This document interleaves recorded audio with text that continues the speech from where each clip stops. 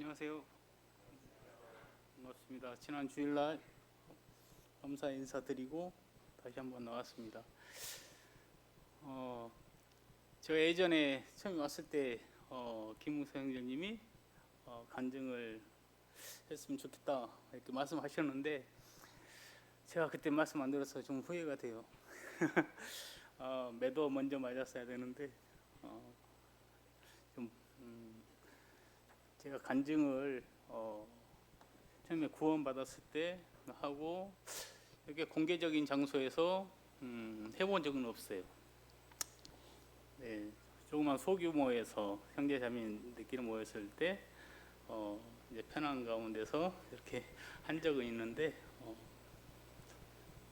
그래도 좀 하겠습니다. 네. 여기 오게 된 것과 그리고 또 가게 되는 과정 그리고 제가 구원받았던 그런 내용 그리고 주님이 저에게 가르쳐 주셔서 제 삶의 어떤 기본 가르침 그것에 대해서 한번 말씀을 드리도록 하겠습니다. 저는 지금까지 집과 교회를 멀리 이렇게 떠나본 적이 없어요. 울산 지역으로 이렇게 근무를 왔는데 이렇게 멀리 떠나본 것은 처음이에요.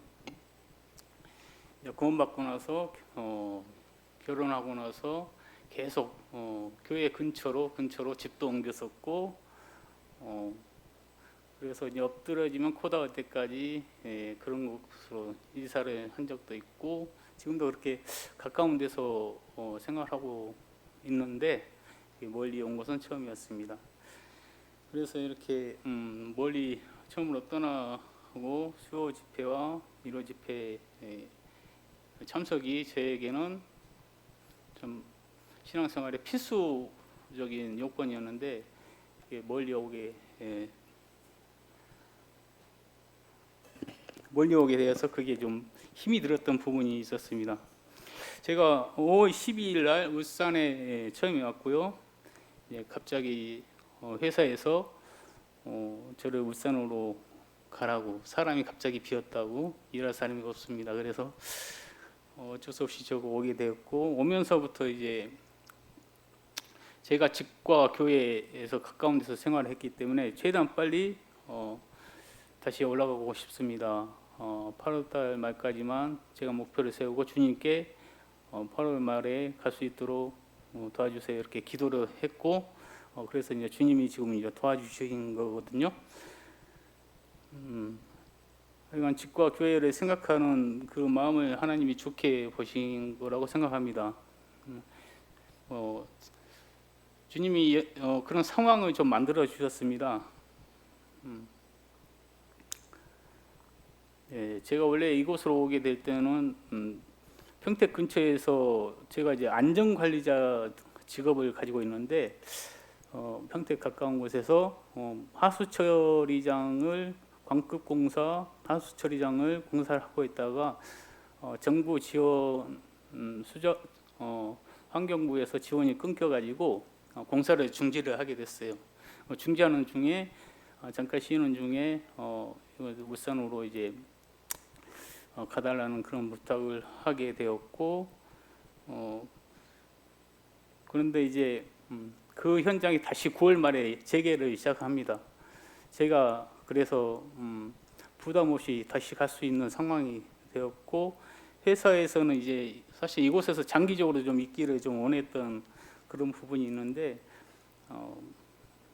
하여간 주님께서 도와주셔가지고 다시 가까운 곳으로 갈 수 있게 되었고 새로운 직원들이 왔는데 또 새로운 직원들의 숙소도 부족한 상황이 되어서 제가 또 빨리 빠져나가도 부담이 없는 그런 상황이 되어서 좀 여러 가지로 주님이 도와주신 거 아닌가 그렇게 생각을 하게 됩니다.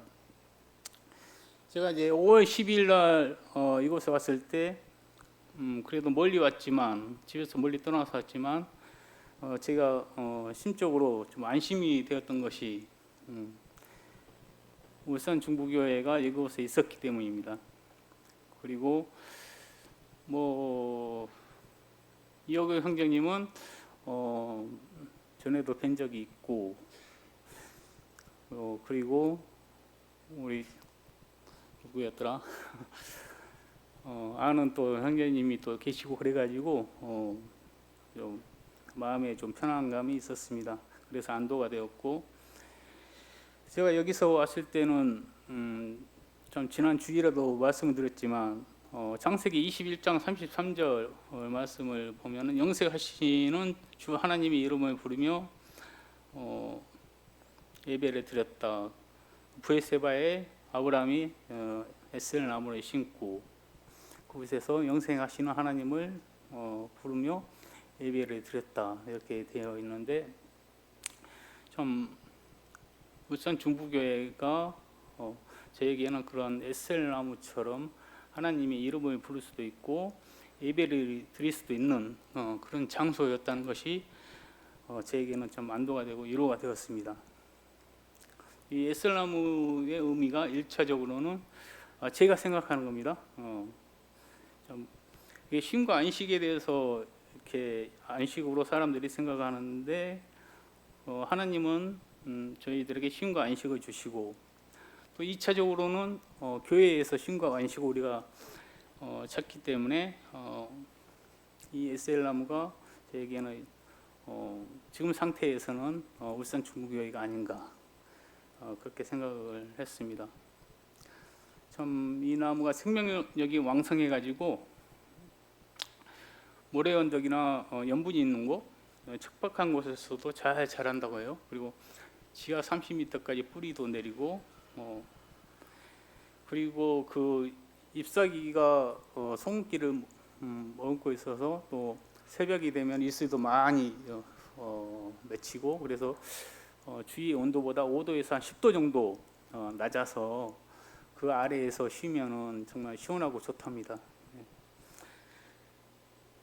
그것을 생각했을 때 이곳이 참 제게는 그런 장소가 아닌가, 그렇게 생각을 했고, 여기서 하나님을 찬양하며 예배를 드릴 수 있어서 참 울산 중부교회 성도님들께 감사를 다시 한번 또 드리게 됩니다. 이제 저의 구원에 대해서 한번 말씀을 드리겠습니다. 2005년 늦가을에 같이 일하시는 형제님의 추천으로 평택 서부교회에 제가 처음으로 갔습니다. 그때는 잠깐 지나가는 손님처럼 해서 갔다가 예배 드리는 모습이 너무 좋아서, 하나님을 경외하는 모습이 너무 좋아서 여기를 다녀야 되겠다. 그때 당시에 둘러 앉아서 이렇게 예배를 드렸어요. 그리고 조용한 가운데 돌아가면서 기도를 드렸고, 제가 알던 예배의 모습과 너무나 달랐지만 하나님을 찾고 경외하는 그런 모습을 보고 제가 이곳에 다녀야 되겠다, 그렇게 생각했고, 처음에는 저에게 이제 관심을 그렇게 가져주지는 않았지만은 한 달 후에는 저에 대해서 물어보시고, 또 주변 모임에 복음 집회가 있으면은 초청해서 복음 말씀도 듣게 해주시고, 그러면서 제가 이제 복음을 듣게 되었는데, 처음에 어떤 것이 저에게 와 닿았냐면은, 복음을 들을 때 어떤 육체를 캔에 비유를 하셨어요.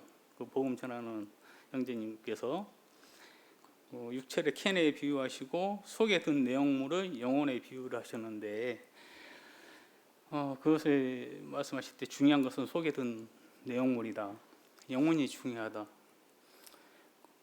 그래서 영혼의 구원에 대해서 제가 생각을 하게 되었고, 내 속에 있는 나의 영혼에 대해서 참 깊이 생각을 했었습니다. 그러던 중에 그 평택 서부교회 그 형제님 한 분이 계시는데, 그분 형제님 성함이 정규찬 형제님이신데, 형제님이 성경 보는 방법을 또 가르쳐 주셨어요. 성경 속에 너나 우리를 나로 바꾸어 한번 읽어봐라. 그렇게 하셨거든요. 그렇게 읽었을 때 성경이 나에게 주어진 말씀이라는 것을 알게 되었는데, 예를 들면 허물과 죄로 죽었던 너희를 살리셨도다. 거기서 너희를 나를 살리셨도다.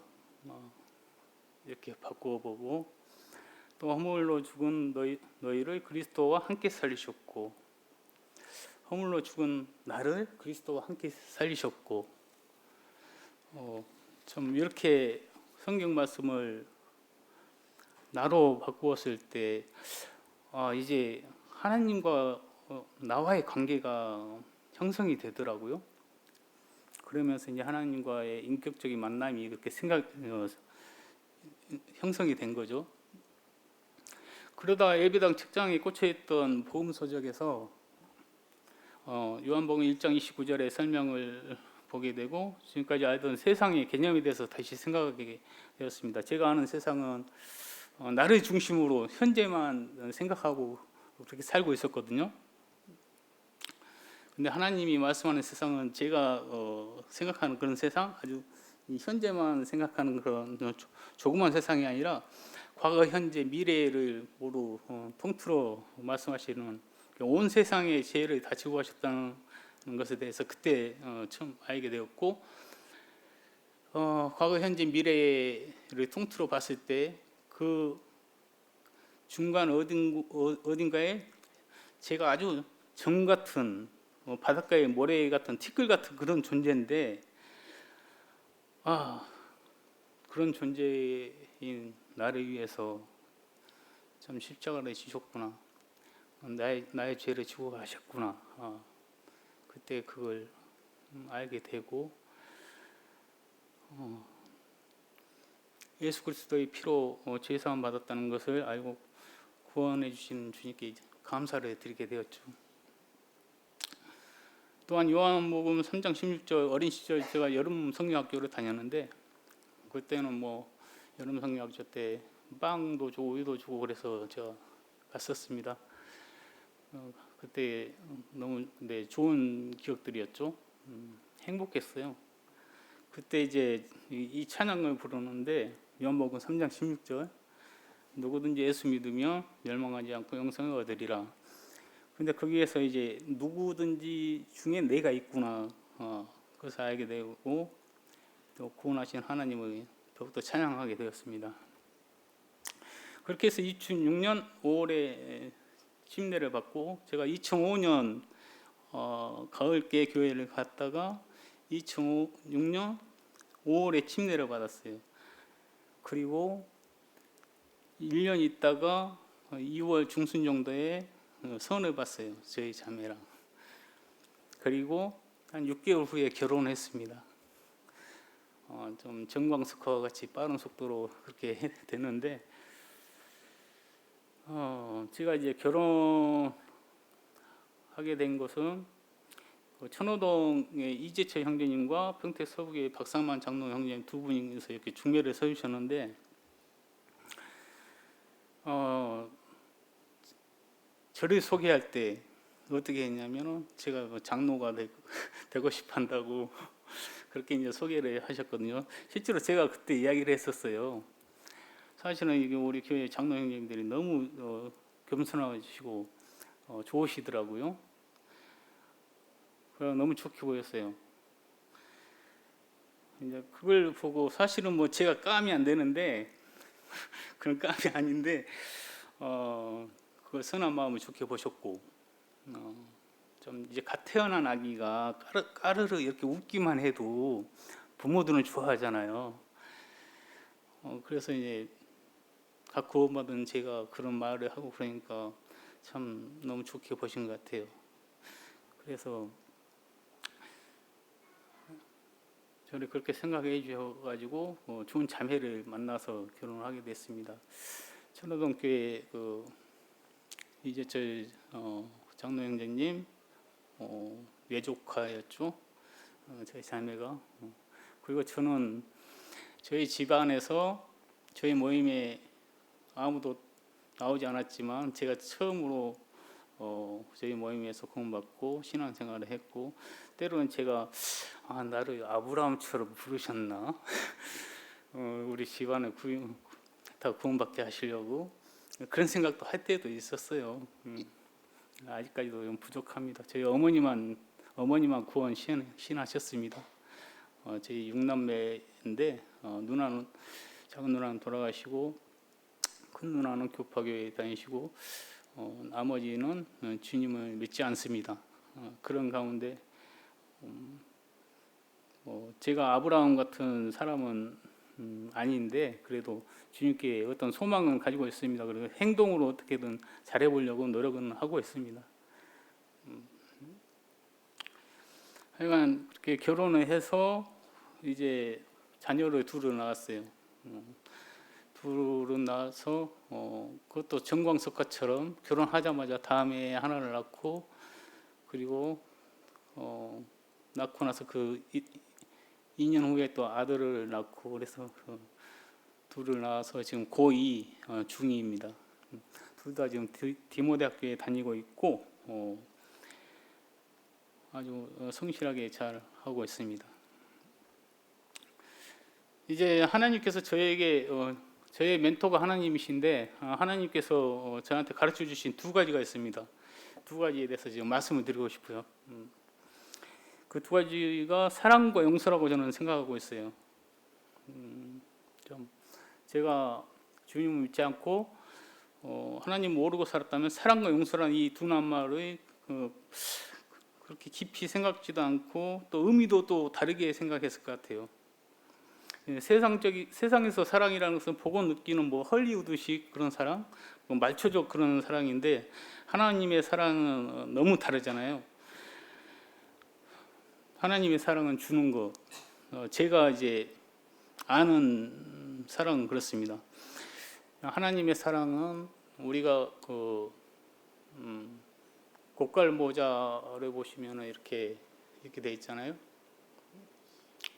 하나님이 여기 위에 있으면은 우리의 사랑에 대해 하나님 얼마나 많이 닮아가느냐에 따라서 꼭대기로 가면은 하나님이 사랑만큼 닮아가고 밑바닥에 있으면은 저희 사랑은 이렇게 조그맣게 되죠.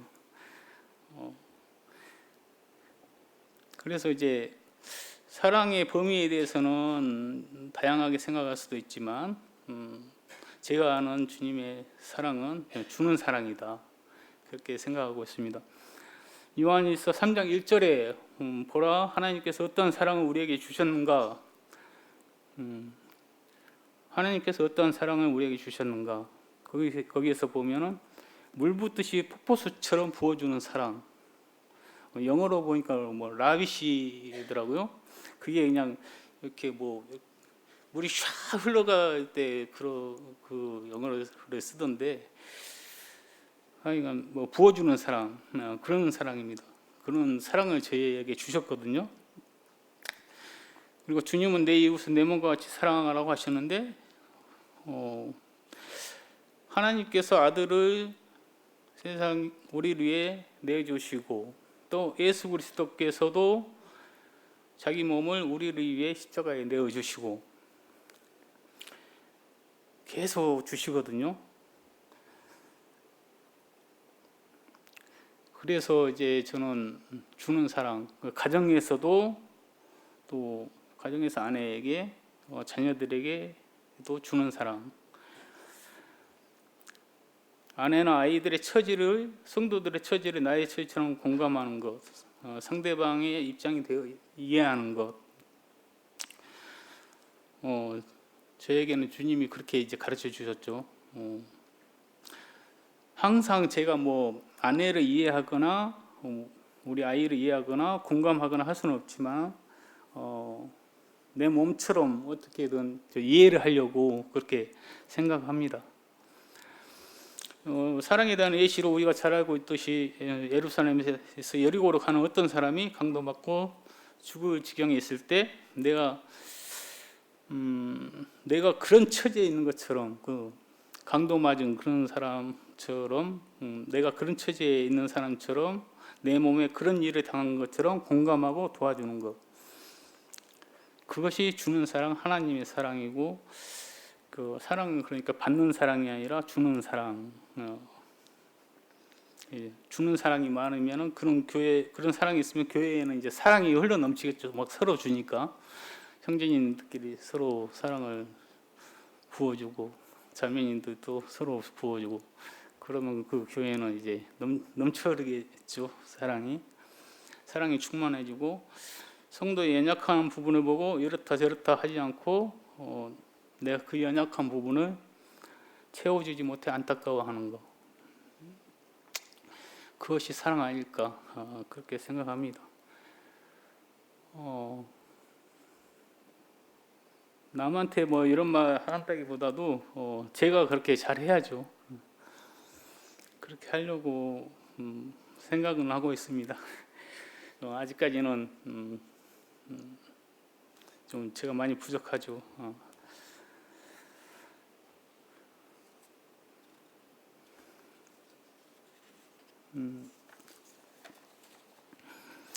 다음으로 용서에 대한 이야기를 한번 드리겠습니다. 저희 아이들하고 제가 아이들이 어렸을 때 서로 잘못한 일들에 대해서 서로 이야기를 하는 게 있어요. 그래서 이제 제가 먼저 아이들한테 이야기를 했는데, 제가 회사 생활을 할 때 고가의 물건을 이렇게 포장을 해가지고 발송을 했는데 속에 뭘 빼먹었어요. 근데 사실은 제가 했는지 다른 사람이 잘못했는지 잘 모르겠더라고요. 근데 제가 잘못했습니다 이렇게 이야기를 했거든요. 진짜로 제가 잘못했을 수도 있거든요. 그랬을 때 이제 직장 상사가 뭐 그것에 대해서 뭐라 안 하고 좀 인정해주는 그런 것을 제가 받고, 그것에 대해서 우리 아이들에게 먼저 이야기를 했어요. 그랬더니 이제 저희 아이들이 자기들도 이제 잘못한 것에 대해서 이야기를 하더라고요. 한번 이제 저희 애 둘하고 옆집에 살던 애하고 그때 주일학교였는데 애들이 하나로마트에 가가지고 이렇게 서로 돌면서 그 맛있는 것들 있잖아요. 그걸 이제 주머니에다 넣어가지고 와가지고 먹고 그랬대요. 그래가지고 그런 잘못에 대해서 이제 이야기를 하더라고요. 그래서 어떻게 했느냐? 그 아이들에게 그 점원에게 가서 사실대로 이야기를 하고 용서를 구하라고 저 했거든요. 그리고 돈도 가져가서 갚고, 실제로 이제 저희 아이들이 가서 용서를 구했어요. 근데 돈은 주는데 돈은 안 받으셨거든요. 저희 아이들이 그런 경험을 했는데 마태복음 5장 23절에 그러므로 예물을 제단에 드리려다가 거기서 내 형제에게 원망 들을 만한 일이 생각나거든 예물을 제단 앞에 두고 와서 먼저 가서 형제와 화목하고 그 후에 와서 예물을 드리라. 먼저 화해가 돼야 되고 용서가 돼야지 하나님이 또 기쁘게 받으시죠. 그래서 저희 아이들은 그때 뭐 구원받거나 하나님에 대해서 잘 몰랐지만 용서받은 자의 기쁨을 아이들이 이제 배웠어요. 그때. 그래서 하나님의 죄인을 향한 용서의 의미를 배우고 저 구원에 좀 더 가까이 다가갔던 것 같아요. 그래서 지금도 뭐 거의 거짓말을 못하죠. 저희 아이들이. 학교에서도 친구들 사이에서도 선생님들한테서도 착하다 그런 이야기는 제가 수시로 듣긴 하는데 어렸을 때 이런 경험을 통해서 그렇게 되지 않았나 저는 그렇게 생각합니다. 지금 저희 애들 중 둘째는 이제 구원을 시인했고 또 구원 간증문도 작성해서 장로님께 드린 상황이고, 첫째는 이제 구원에 대한 갈망이 있죠. 약간 의문점들이 풀리지 않는 부분들이 있어서 그렇지 이제 주위 사람들한테는 구원받은 사람 같다 이런 이야기는 듣고 있습니다. 예, 저의 소망을 이제 말씀드린다면 주님이 가르쳐 주신 사랑의 방법, 용서의 방법을 가정에서 또 교회에서 사회에서 실천하며 사는 것, 그리고 주님이 주시는 사랑의 넓이와 길이와 깊이와 높이는 알 수가 없지만 등경 위에 등불이 되어 빛을 비추는 것, 그래서 주님을 나타내는 것입니다. 이제 뭐 이곳을 떠나면 제가 사실은 내일 모레 갈 것으로 생각했었는데 내일 오전까지만 있다가 이제 오후에 올라가요. 내일 오전까지만 일을 합니다. 그래서 이제 떠나면 언제 다시 또 뵐지 모르겠습니다.